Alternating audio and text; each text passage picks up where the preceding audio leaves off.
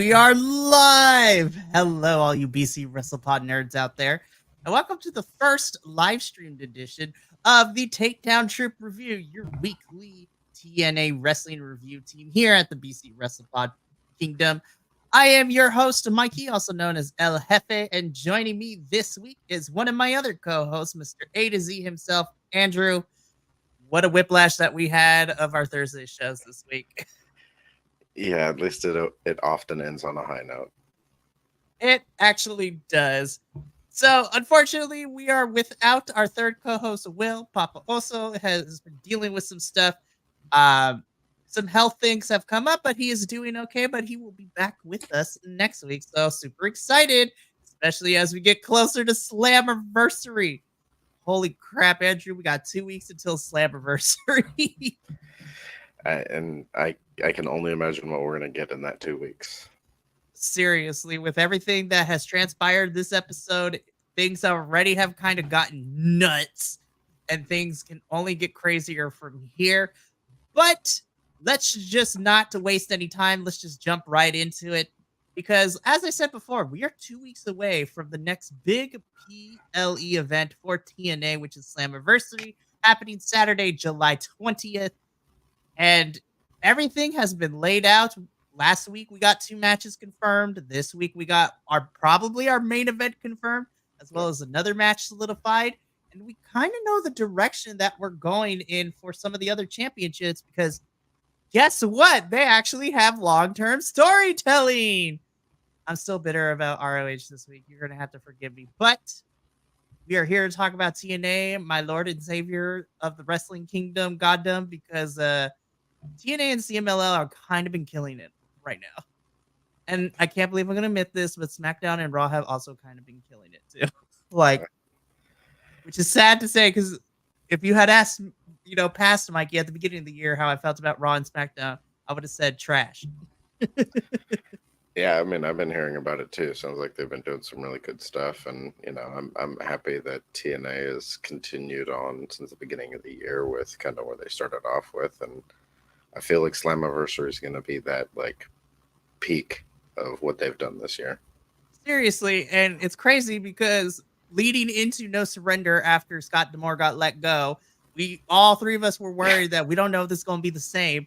And then while I miss Scott D'Amore's presence, I'm happy that Eric Young, Tommy Dreamer, and Gail Kim have been keeping Scott's vision for the company alive and well, because every single pay-per-view, even against all odds, which hasn't been my favorite this year, has managed to be great. Just like our opening match, because shoot, TNA opens up this week. We have a match set for one fall singles match, Trey Miguel versus Leon Slater. This is high-flying action versus high-flying action. And I did not hate a DQ finish in this, depending on where this goes. But I want to talk about the match before we get to what happens at the end of this. Can I just say that Leon Slater's cutter Trey Miguel was probably a visual painting. They got rotation on that thing before they all went down on the mat. I was like, ooh. Yeah, just so good. I feel like he actually even you saw Trey Miguel actually come around and get pulled into it. Like the way that it happened, it was insane. Like they're both super skilled in the ring. I feel like Slater's put on a little bit of weight. He's starting to, because he's only 20 years old, so he's still growing. So I feel like he's bulked up a bit since, we saw really his first appearance in TNA when they were in England. And just seeing what he's able to do, there's just so many young wrestlers right now that are really kind of in this same spot. You've got Javon Evans over in NXT. You've got Billy Stark in Ring of Honor. And so, we've got these really young performers who are already at these such high levels in their skill. So I'm really enjoying seeing what TNA is doing with Leon Slater. And that's only one of our 2 gut check winners too, because Leon's able to get over. I think we're still waiting on our knockout winner from the gut check, which makes me so excited. Yeah. Whenever they're able to come on over. Yeah, but this match was great. It was a really good match for both of them. It was a good opening as far as, kind of getting the ball rolling. I feel like Leon Slater was just an opponent to be able to have a good match to set up what seems like we're going to get more of later, especially with the Rascals not winning that 3-way tag team match. But all in all, it was a really good, solid match. It definitely was, and it looked like Leon Slater was about to win, but then an invasion happens because we had Charlie Dempsey from NXT come on in, push Leon Slater off of the top turnbuckle, and then begins to beat up Trey Miguel, Leon Slater, and even beats up Zachary Wentz And the referee. and the referee, which was nuts to watch. I was like, where is this version in NXT? I'm just like, as somebody who is still watching NXT, but we're not reviewing it here, I'm like, this version of Charlie Dempsey is what I want to see in NXT, not this weird amalgamation that we're getting in NXT. I was just like, this is what I wanted. Just have him destroy people. We know he has the skill set. He is the son of William Regal, for goodness sake. Like, come on now. You know he has the skill set. It's one of these things, and I think we're going to see it with this whole crossover between the two promotions. Is I was watching this, and I know that Charlie Dempsey is an NXT guy, but I feel like he's a better fit in TNA. Right? It was weird. And I think part of it is they go for a different style, a different aesthetic, and it feels like in NXT they try to make Charlie Dempsey more of like a talker, which he's not the most skilled at. And it's a lot of work going up and performing and doing that kind of stuff. But this version of him, who is just like, he doesn't need to talk. He'll just go out and just wreck shop on everyone. So, it almost had me going like, could we get a couple of trades in here? Can we get some folks that are going to be used better in TNA and bring some new stuff into it? And I'm willing, as much as I don't want to see people necessarily go away or go into certain promotions, I know for them career-wise it could be something really good. I'm willing to let some of those folks move on over if it means it's better for their career and better for their lives and stuff like that. And if it means we get some good trades going on. Honestly, like, if we want to trade people, as much as I'm very protective of my TNA folks, I feel, and this is just a personal thing, I feel that having some, because NXT has such a big roster, I feel that you could send some folks over. Like, I would love to see a Tatum Paxley like stay in TNA for a little bit, especially now that Lyra is on main roster. Give her something to do. Stevie Turner would be fun to come on over. Honestly, if you wanted to too, even though she just came back, send Wendy Chu over. Like, all these women, and if you want to do momentary trades too, you can send over like, well, when she doesn't have the title, but send over a Kalani Jordan, a Sol Ruka versus anybody in that knockouts division would be amazing. I want to see her and Giselle Shaw go at it. That's just me.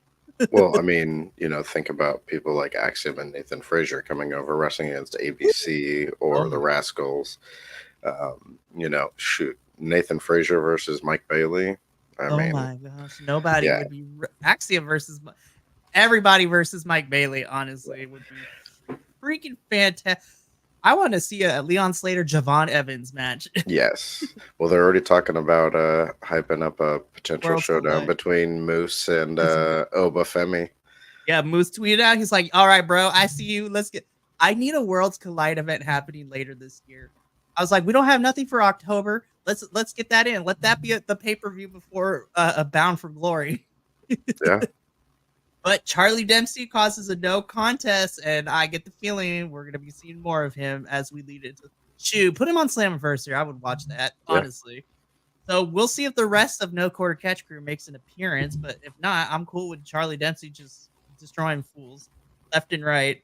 So, also, news broke earlier in the week because we go backstage with Gia Miller. Gia has signed on for 3 more years at TNA, which I'm super happy for. We love Gia Miller here at TNA. But she's backstage interviewing the Hardys. So Matt and Rebecca, or Rebby Hardy, and they basically cut the promo that they're going to destroy Eddie and Alicia. So it's like the married couples are fighting. which we'll get into that match because I thought one way, and when the match ended, I was like, I'm thinking of a different way now. Uh, I will say it's bothered me. It's bothered me since they started building to this showdown. I don't like the whole "you put your hands on my wife" on a woman thing.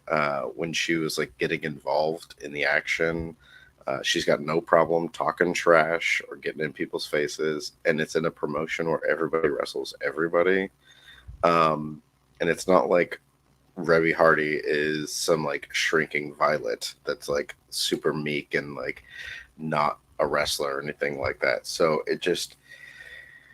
it kind of bothered me that it was like it makes her come across as like, I can get in this dude's face, I can hit him, I can do that kind of stuff because he can't do that to me. And I'm like, that's not what TNA is like. I mean, we literally have a title that anyone can win because there's no gender to it in the digital media title. We've had, all kinds of people wrestling, all kinds of people. And so it just kind of bothered me when they were like going that route.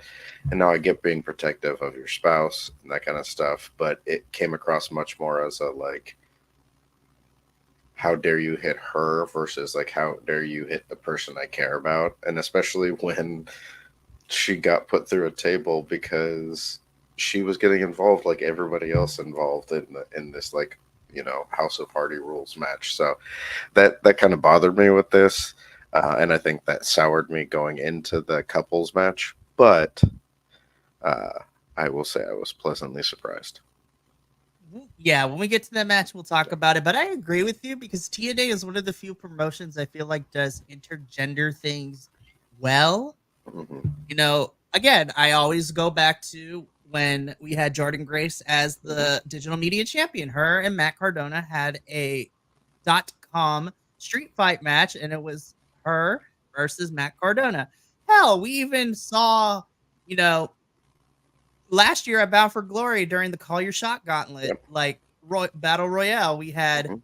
Sunny Kiss go up against Bully Ray. Right. Jordan versus Bully Ray too. Like, and yeah, it kind of like, but that's how it is. But you know what? It it took me out a little bit, but they won me back over by the end of the match, which we'll talk about when we get there.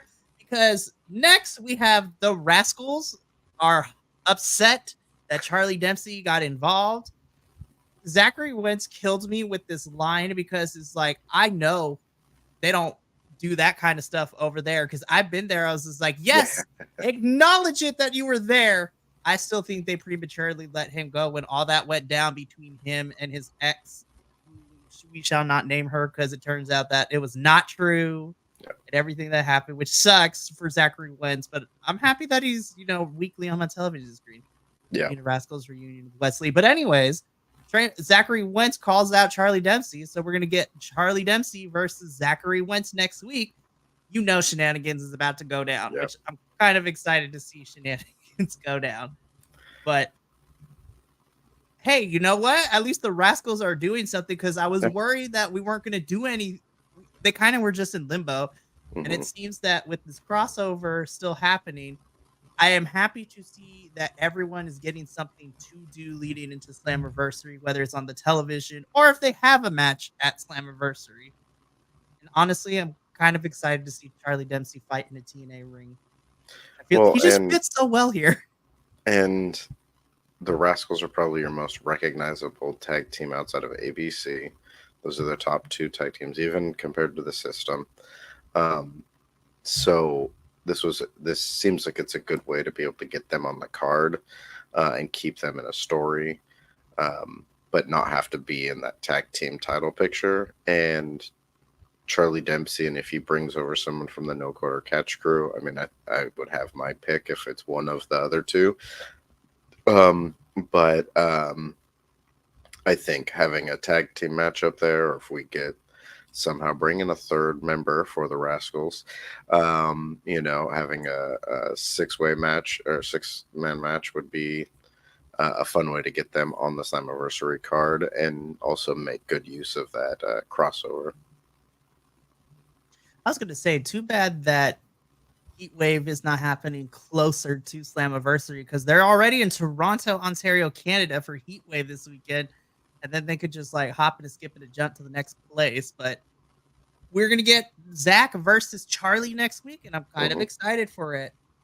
So then we get into this special 10-minute challenge match. So this is the second match to start us off, where we have Danny Luna and Jody Threat working out some differences here. This was set up by Carl Fredrickson, their mentor. Yo, this match was kind of slapping. Like, and by the 10 minutes we're up, I'm like, no, it can't be over. Give me more. Before we talk about what happened afterwards, like, let's talk about this match. I was happy that we didn't have a winner because this felt very similar to what we got with ABC, but the difference was ABC was like friction between the two of them. This was like them not getting on the same page, but not necessarily like blaming the other. So it was more of a like, you got to go out there and like show each other what you can do, so that way you can be a cohesive unit when you rematch for the titles. So I didn't really want one of them to go over the other, and so I was kind of happy that we didn't get a winner in this match. I think the time limit gave them a perfect excuse for it. But yeah, it was, they're both super fun and entertaining to watch in the ring. I'm just really hoping that I feel like we've only seen so much of Spitfire as a tag team, but they've been around now for a little while, and I want to see more of them, which I know I say every week. I want more in the tag team division, especially in the Knockouts tag team division. So I'm really looking forward to them challenging for the titles, hopefully getting and defending those titles, and getting to have some really solid matches as a tag team. Honestly, like, again, this goes with this working partnership with NXT. Let's borrow some of the women's tag teams that we have in NXT, because we have a lot of them, like Gimme, JC Jane, and Jasmine Nix. Like, that would be great. If you want to throw, I don't know who would pair her up with, but Thea Hale would be one would work well really here too. Well, and I saw on social media Tatum Paxley and oh my god, I'm blanking on her name. Chu. Yeah, Wendy Chu. Yes, bring them over. Bring them over. They're just, and we can set, like, I would love to see Tasha Steelz fight people. Tasha versus Michin in NXT would be money. Even though I don't like her finisher too, Tasha versus Jada Parker is money too. Like, I just need Jada to do a different finisher, but she's got everything else. Jada versus Jordan. Oh my gosh, yeah. Okay, we got to stick to this episode. We're going to save that for a special TNA exclusive podcast. Like, let's dream book a Worlds Collide event between the two companies. But I agree with you. I am happy to see that this went to the 10-minute draw. And even though when they were granted 5 more minutes, it didn't last long because Masha and Alicia came out and destroyed them, which I was like, perfect. This is how we set up this rematch for the Knockouts Tag Team Championships at Slammiversary. And I don't know, we'll talk about it when we get to the ending cutscene, like in a Marvel movie. But like, I think we're planting the seeds of the system losing. If not everybody, the majority of that faction is losing their championships, I think, at Slammiversary. But Masha and Alicia attack. They're standing tall by the end of this. This was perfect. Danny versus Jody was actually a really fun match. Jody is probably like one of my standout favorites of 2024 now, since she's gotten a chance to do more since Hard to Kill.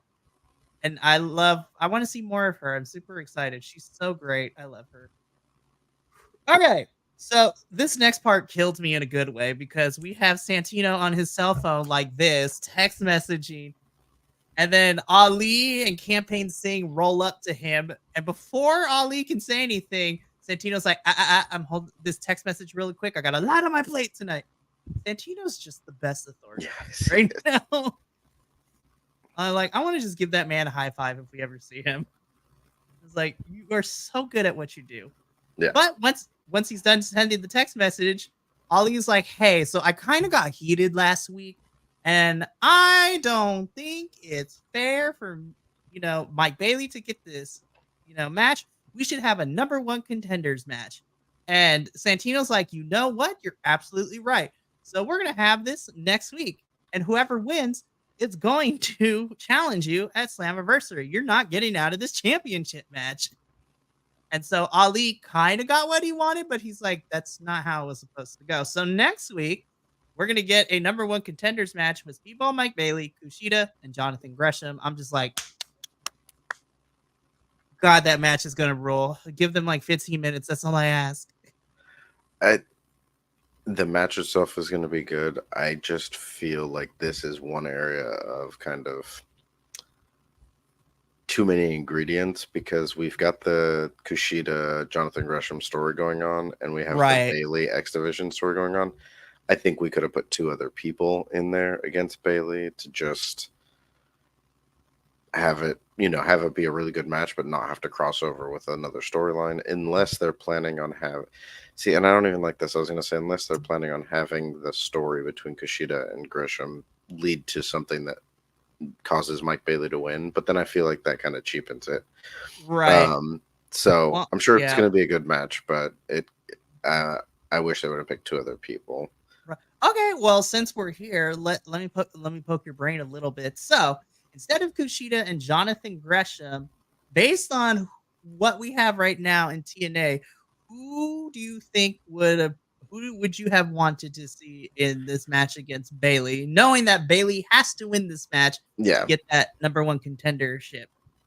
I mean, honestly, I think you could have put Kushida in, and then you bring out somebody. I mean, there's people like, Cody Deaner, Alan Angels, Leon Slater, but I don't know if he's going to be involved in anything with the crossover.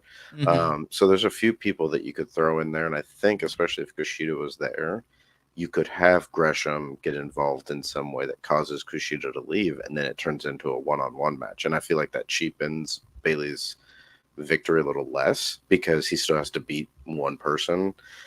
I think someone like an Alan Angels would be a great choice because he's phenomenal too. There's a couple other people that I know are still around, but they're not popping up as much anymore. I mean, hell, you could have thrown Campaign Sing in there too to just see if there's going to be some shenanigans involved in that as well. Put JDC in there, just kidding. Yeah. Johnny Dango Curtis. But I will say one of my favorite moments of the night was Santino when he was leaving and he said, "And why are the Blues Brothers behind you? Weird." And just like walks away. It was so good. Again, Santino is just a fun authority figure, and that's what wrestling's missing sometimes. Yeah. But I am excited for this. I do agree with you that maybe we could have put some other people, but you know what? We'll see what happens, and I might be wrong. So we get these quick promo package videos from Mike Santana and Frankie Kazarian, as we have been getting with all of our Road to Slammiversary qualifier folks. Yo, I was like, I kind of dig this promo version of Frankie Kazarian because it's not so in your face. I'm the king of TNA. I was like, give me cocky Frankie Kazarian without all that, I'm the king of TNA, I'm the savior kind of thing. And I was like, sir, why are you dressed up as Elvis in this promo? What is happening? But I love the promo from Frankie. I love the promo from Santana, which then leads into probably, all these matches were really fun tonight, but I was just like, this match was just a lot of fun for me to watch. This was a Road to Slammiversary qualifier, Frankie Kazarian versus Mike Santana. Yo, this crowd was so behind Santana, and I love seeing that. I was just like, he just came back in April, and to see how fast that the TNA crowd and the audience and the fans have latched on to Santana, I'm just like, this just makes my heart happy, especially we know the road that Santana had to take to get here from, not being happy in the other company, having to go get clean for his addiction, familial issues like deaths in the family kind of stuff. And then, just makes me happy to see Santana smile, I guess is the best way Yeah. to put it. Like, he's enjoying what he's doing.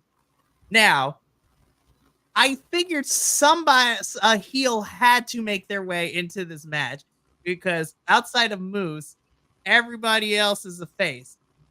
Did I want Santana to be in this match? Yes, because I feel that this would be a good pushing, like a push that he can, even if he doesn't win, get Mike Santana, who is kind of on the up and up right now, to be in this match. But unfortunately, JDC Johnny Dango Curtis stuck his nose into business that did not belong to him because then he cost Mike Santana. Santana hits gnarly against the ring and cannot beat the 10 count, which means that Frankie Kazarian wins this match by count out. I sat with this.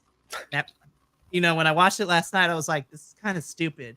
Then I thought about it. I was like, I don't like it still, but at least Santana didn't take a pin, which is what I was afraid of because he has yet to lose. Yeah, I get it. As in, I when I look back at it, I get it because who's coming out of that 6-way match with the win? You've got Moose, the reigning champion. You've got Nick Nemeth, who's been like this, rising and should really be the next one to win the title because he's been so close to it and he's missed a couple opportunities. You've got Steve Macklin, a former champion, Josh Alexander, a former champion, and really kind of the face of TNA, especially it has been for a while. You've got potentially either Joe Hendry or Jake something coming up later in the evening to be one of those people. So you've got a lot of people to potentially win. So there was a strong chance that if Santana got in, he wasn't going to win. So this kind of takes him out of that. And it does it in a way that, shenanigans, basically. And we kind of excuse shenanigan losses. So like I said, I get it, but I don't like it. Like, I still don't like what happened, but I understand from the storytelling perspective. And I'm pretty sure we're going to get like Santana versus JDC on like 0 hour or whatever it's going to be on the countdown. Countdown. Yeah. I'm assuming we're going to get something like that. Probably. So then that way he can still be there and then, beat the crap out of somebody. Which is fair, which would be great. And then hopefully Bound for Glory will lead to something really, really fun. Alrighty, but before we get into the next part, since we brought up Nick Nemeth, I forgot to mention that during our match with Danny Luna and Jody Threat, somebody pushed Nick Nemeth down the stairs. And I love the little touch that they painted his hair like red to make it look like he cracked his skull open. Yeah. And Ryan was the one who found it. We'll talk about it at the end, but I was just like, I want theories, and I have theories. I don't know, but because it seems that we'll get to it when we get there. But Frankie versus Mike Santana was great. Frankie is moving on to the main event match of Slammiversary. Him and Moose are the only two heels, which means everybody else is faces, which is great. I love it. Honestly, I'm not gonna lie. I think Frankie's gonna last a very long time in that match. We'll see. But after this is over, we cut to a pre-tape promo from ABC. Basically, without mentioning the words, they talk about how great they are as a tag team. They're on the same page. They put tag team wrestling for TNA on the map, which they're not wrong. And essentially, without uttering the words, I was like, oh yeah, this is building to them challenging for those tag titles at Slammiversary. Like, this is the direction we're going for. Love it. I laughed at this next part. The poor TNA doctor. The poor TNA doctor, man. Like, the doctor. He cuts this promo to the camera afterwards. He's like, I don't want to do this. Why did they ask me to do this? But because I'm the only doctor on call, I have to do this.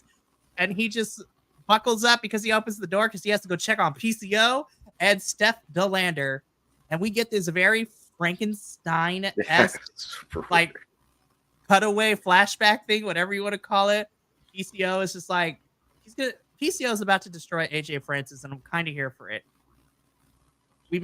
Steph needs to be reanimated like the Bride of Frankenstein, and now she has to have a streak in her hair. If TNA does that for me, I will say they are the best company in 2024, and I don't care.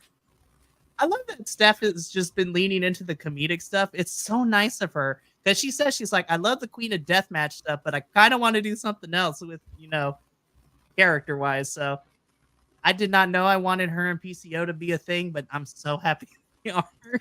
Well, and it's interesting too because I wonder if we'd still be in this spot with them if Matt Cardona hadn't torn his pec. Would storylines have lined up the same way? But whether we would or not, like, it's fun what we've got, and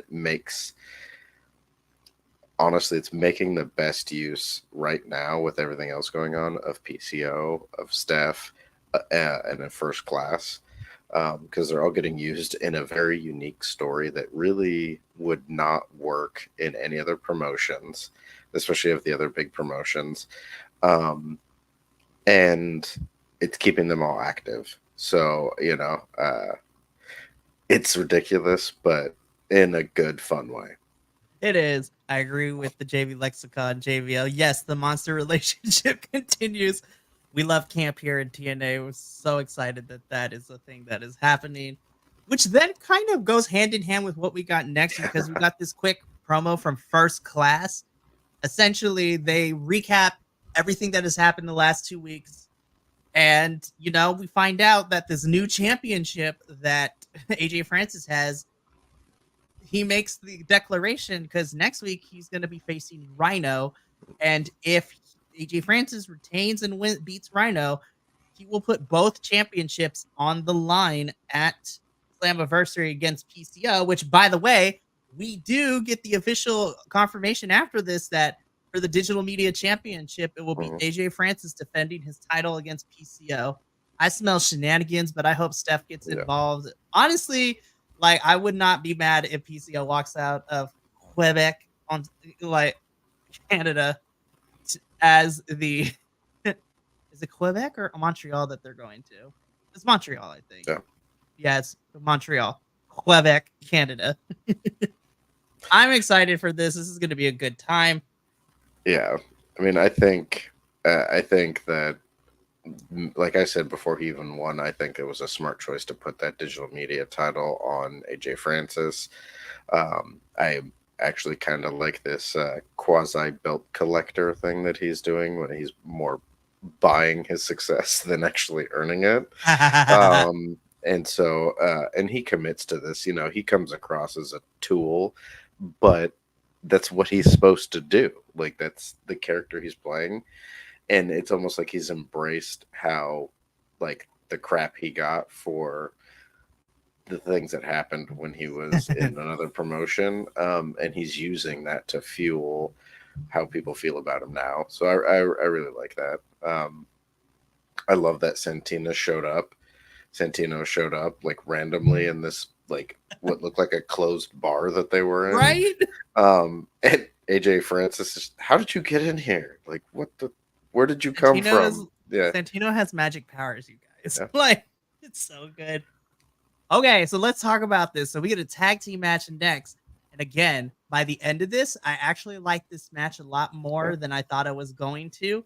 But we have the battle of the couples because this is Eddie Edwards and Alicia Edwards taking on the Hardys, which is Matt Hardy and Rebby Hardy.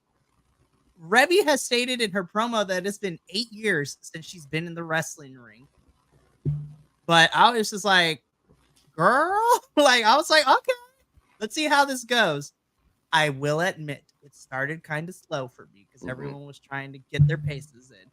But then once we got into it, I was just like, oh yeah. And by the end of it, I thought this match ended up a lot better than it did because everyone played to their strengths. I know that Matt can't move as fast as he used to anymore, but you know what? Eddie, to me, kind of was MVP here because he carried this match for everyone involved, including, Alicia did a little bit too. She carried it for that ending sequence with her and Rebby. I really liked this match. I didn't think I was going to. I was like, really? All right. But by the end of it, I was like, I was pleasantly surprised. Eddie Edwards, MVP this match.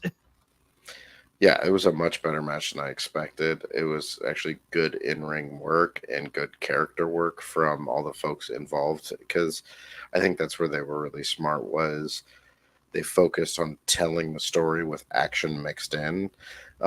And because there was so much heat between them, it didn't have to be this over the top technical, high flying kind of match or anything. It was mostly just people trying to beat the crap out of each other. And I thought everyone did a good job. I think they protected the less experienced people and the people who are less mobile than they used to be. Um, and I agree with you. Eddie Edwards definitely helped a lot with that, because he's of the most experienced people in that ring. He's also in the best shape currently, of the folks in that ring. Having Brian Myers outside helped, because it played to the shenanigans, and he was able to help add to the storytelling. And honestly, when the ending happened, I was excited for. I thought it was a smart way to go. It was fun, and it got me over. So, this match started out, I was expecting, it to be a worse than mediocre match, and it turned into a really fun match. Oh, absolutely. The Hardys do end up winning. So, with the Hardys beating Eddie and Alicia, I'm wondering what the next step is, especially since we know Jeff is currently running around in TNA now too for a little bit, as a free agent. So they have to be giving Matt and Jeff some sort of match in tag team action, because Hardy Boys, man. They did announce in social media a little while ago. They announced this match, and then they announced that the Hardys will be facing the System. I don't think it's a tag title match. I think it's just a tag team match. Maybe it is a tag title match, which we might get next week, maybe. I know after the match we had a set up for something with ABC. Yeah, there's supposed to be a match between the Hardys and the System. Oh, heck yeah. I'm actually kind of excited for that one. Well, I mean, you brought it up, but when we go back through the curtain, JD, we had, Brian Myers, Mm-hmm. and then he also gets joined by Johnny Dango Curtis, and they get into a verbal altercation with ABC. And we get Johnny Dango Curtis versus Chris Bay next week. So, Mm-hmm. again, keep ABC busy until they're like, yeah, we want those tag team championships. We are hitting the rematch clause at Slammiversary. Fantastic. So we get this quick promo slash backstage thing, segment with Jordan Grace. She talks about, how Ash is not here. She's taking a sabbatical, also winning championships and other promotions. Congratulations to Ash for, what was it, NWC or No, WSW. WSW. Her and Nick Nemeth, by the way, becoming their champions. So congratulations. I love that Ash is finally getting recognition that she deserves, honestly, because I feel like nobody talks about her in a positive light. And after interviewing her at New Jersey Wrestle Show, I cannot but not root for her. I gotta root for my girl. I mean, she was nice enough to sign the picture that Will has hanging on his important wall now. We made it. She made it. But Jordan talks about how, Ash is on sabbatical. She's been in my front row for every match that I've had. So you know what? I'm gonna worry about her at Slammiversary, but I'm gonna continue to prove I am the most dominant champion in this company. So next week, Jordan will put her title on the line and have an open challenge. Something tells me we're probably gonna get another NXT kid coming over. Who will be coming through that prohibiting portal? Who knows? I don't foresee it being any of our big stars, but any NXT kid getting a chance to fight Jordan Grace, I think is actually really good, because I said the same thing. Oh my God, Lash versus Jordan is money. Or Fallon Henley. Fallon versus Jordan would be great. I don't know how it would work. Thea versus Jordan. Oh my God, that'd be ridiculous. I mean, I think someone like Lash or something would be pretty cool, just because you have two powerhouses. I love seeing Jordan have to fight someone who can match her strength. Seriously. But she's holding an open challenge. We get the bumpers for next week.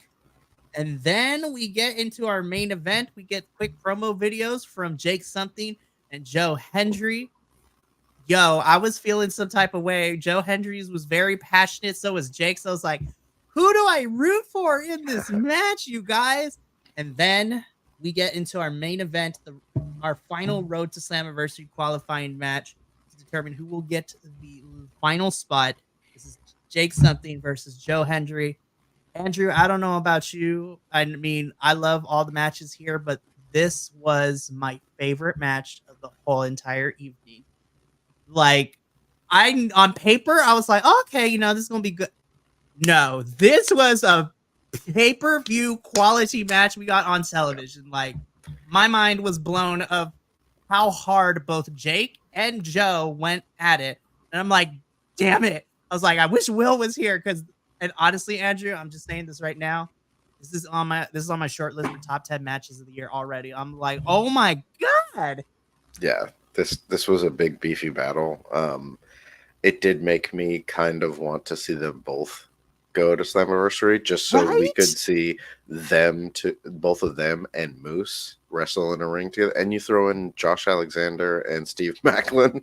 I mean, that's so much meat just running around beating the crap out of each other. Plus pounds, and I'm here for it. But the thing that surprised, and it didn't surprise me, I can't say surprised me, but how much Joe Hendry was over and how much the crowd was against Jake something.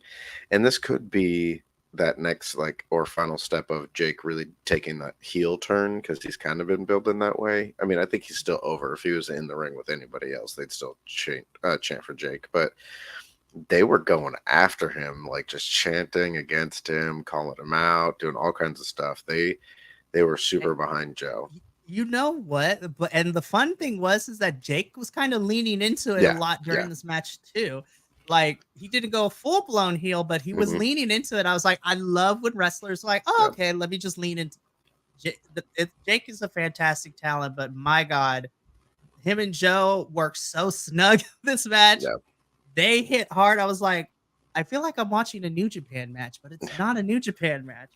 Like, what was it? Jake's pop-up power bomb to Joe was vicious. I had to rewind because I wanted to make sure that Joe's head didn't bounce off the canvas. But obviously, the highlight for me was not only being able for Joe to pick up Jake to hit the standing ovation, but he held him there for like 7 seconds before throwing him down. I was just like, my God, you look at Joe Hendry, you're like, I don't even think you had all that strength in you. Yeah. But, and Jake is not a small boy. It's not a small boy. That is a big man. That is a man. Like 260 or something like that. Like, holy crap. They're big dudes, and it was fun to see them go, because it's not like they're just strong. They're both fast. They're both really charismatic, even in their performances. If I would have just started watching this match at the beginning of it and you told me that this was for a title, I would believe it the way that they wrestled. It had that quality to it. And honestly, like, this feels like the moment to crown Joe Hendry the world champion. Like, if ever, it's now. He's so over. Pull that trigger. Yeah. Pull that trigger. Like, okay, so I had to remember, I was like, oh my God, who's walking out of there? I was like, wait, there's no championship on this. Felt like a world title match. Like, this is the level I need all my, not to say that the other championships, like your mid card and your tag championships, aren't important, because they are. But when I think of your main singles champion for men and women's division, this is the type of intensity I need to see every single match.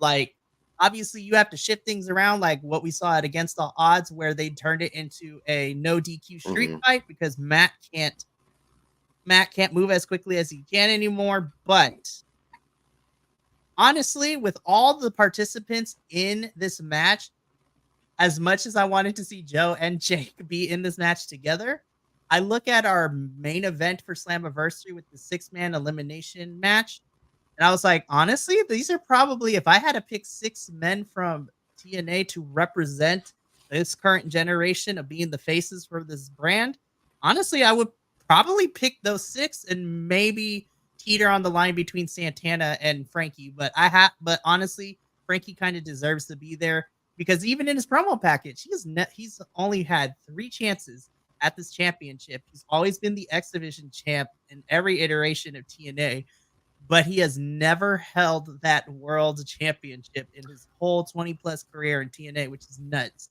Well, But yeah, when you think about it, you know, you've got your top heels in TNA. Well, one of them is Ali. He's already defending his title. So the other top ones in singles competition are Moose and right now Frankie. So it makes sense. You put them in there. Then you've got some of your top faces and tweeners in, you know, Josh Alexander, who I think who's finally been away from the title picture long enough that he can get back in. You've got Nick Nemeth. Now, you know, you got Joe Hendry. You know, so you got your top faces, and you've got people like Steve Macklin, who's kind of that tweener in there, you know. And I think it's a great balance. And honestly, like, I mean, I want Joe Hendry to win, just especially after that and just what he's been on a roll with. But I will be excited for so many, like the different possible outcomes with this match. And, you know, I love Joe Hendry. We love Joe Hendry from his digital media championship run to Joya, rest in peace, to the feud that he's had with AJ Francis and everything. I don't know about you, Andrew, but like Joe Hendry's promo after it really got me. I was just like, I was so behind Joe Hendry before, but by the end of that promo, before we get into our Marvel end credit scene that we're going to talk about, that passion that Joe Hendry exhibited during that after-match promo, y'all, I almost texted you. I was like, look, but you hadn't watched the episode yet. I was about to text the group chat. I was like, look, if Joe Hendry does not win that title at Slammiversary, I might riot. Like, I want, now is the time to pull the trigger. And I was like, damn it, TNA, you can't make me do this, because then it's not going to happen. You know, again, I'm the mindset of Crossaway, the professor. I was just like, if it makes sense, they won't do it, because that's the years of, and not just me, but you too. It's just like, we have been subjected to them not doing the things that make sense in all these promotions. And this year alone, TNA has constantly shown me, I was like, well, actually, they might. Yeah. You know, I wouldn't be surprised if Moose walks out as the champ, which I was like, okay, that's cool. But then who's left for Moose to fight? But no, Joe Hendry and, you know, winning that title, even if it's for like leading into a Bound for Glory title run where, you know, I don't care. Joe Hendry deserves his title run. Like, he is like, I can't believe I'm saying this. I already know some people are going to put Will Ospreay as the wrestler of the year. And, you know, match wise, I'm not going to disagree. But if I'm thinking matches and character and overall package right now, Joe Hendry is probably my wrestler of 2024. TNA, if you're watching this, I need you to let him win at Slammiversary, or at least get close. Let him like go on a run and eliminate like, bro, if he eliminates Josh, I'll be like, sold. Give it to me right now. Like, have him eliminate like the big names in that match. Yeah. I mean, he's probably the most over organically right now of any wrestler. He's just done so much just on his own, and just the fans have just glommed onto him so easily that it just, you can't produce that. Like, it just happens. Like, and he just does it so naturally. So, fingers crossed. We'll see. Even if he doesn't walk out the champion, I hope it's let him right. Tear it up in that match. Let him eliminate, like, even if he doesn't win it, like, have him eliminate Josh or even Frankie or Macklin. Shocker. Let Joe Macklin, or even a bigger surprise, because Moose doesn't need to last the whole time to lose. If he's gonna lose, Joe Hendry pinning Moose would be crazy. Like, all I gotta say is he better not be the first one eliminated.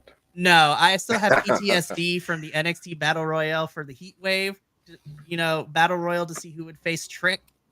So I was just like, don't do this to me, TNA. Don't let him be the first one out. Honestly, I love you, Macklin, but I was like, he can be the first one out.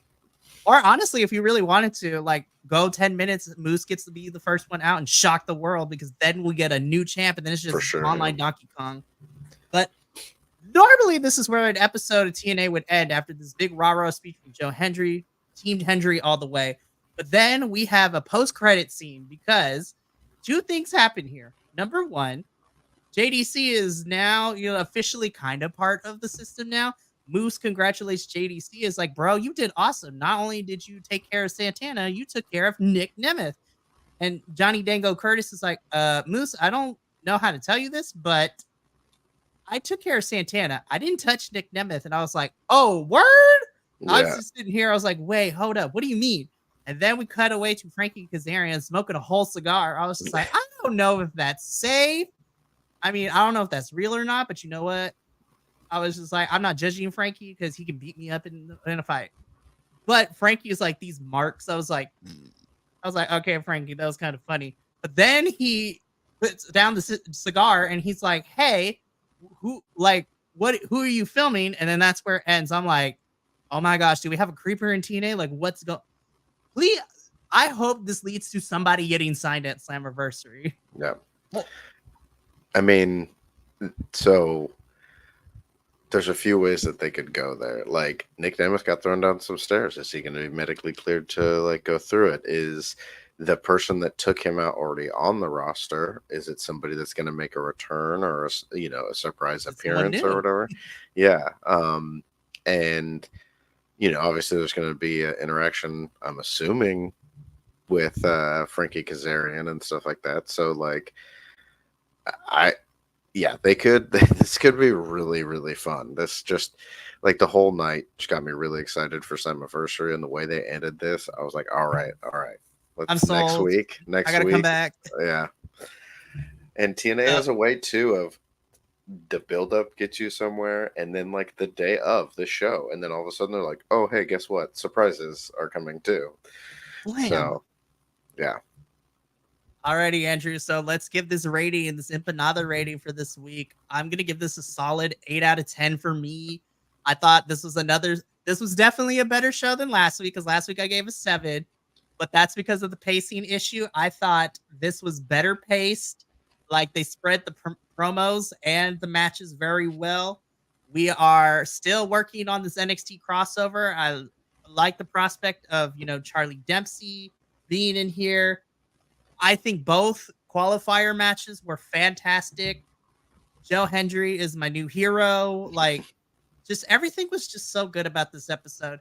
This helps me end the Monday through Friday shows on a high note, because everything else was been okay to meh, but TNA, and I'm not biased because I review, but honestly, TNA is doing good work, and I need other. There's a reason why all these creators are now just coming onto TNA. I was just like, honestly, I've been here since day one. But I give this an 8 out of 10, Andrew. What about you? I give it an 8 out of 10 as well. It was an overall really solid show. The early matches were good, and I feel like it just stepped up as we went through the rest of the night. TNA is clearly building to Slammiversary, and they clearly know where they're going to get there, and I love it. Even though we've got a pretty good idea of what we're going to see, they're making it fun seeing how we're getting there. And I'm super excited for Slammiversary. I'm super excited for what we're gonna get, next week leading up to it, and what we're gonna get on the night of it. Because not just the build, but then like the culmination of that build. So like TNA has got me really excited. This is probably the most excited I've been for TNA, pay-per-view or PLE this year since the beginning of the year. Since we crossed over back into TNA. So I'm so stoked about this card. Honestly, like, I feel you, because like not to say that the other pay-per-views we've gotten this year from TNA haven't given me some level of excitement, but like, I'm super excited for Slammiversary the same way I was, even though we critiqued the build to it, of how I was when we slowly got the matches for Hard to Kill. Mm-hmm. Like, and then just, I'm excited to watch Slammiversary with you and Will in 2 weeks. Like, I'm looking forward to that. And I'm sure the rest of our BC WrestlePod nerds are excited and wait for our review of Slammiversary, which I'm super excited for too. But that is going to be it for this week's Takedown Troupe review. We will all be back, hopefully. The trio will be back next week to review the next week's episode of TNA, as we are now 2 weeks away from Slammiversary. So we got next week and then the go home show after that, which is going to be crazy. But from us here at Takedown Troupe and all of us at the BC Wrestle Pod, remember, take care of yourself, love one another, stay biconic, and more importantly than anything, you always deserve to finish your story. We'll catch you next week for another TNA review. But until then, adios, sayonara, and we'll see you soon.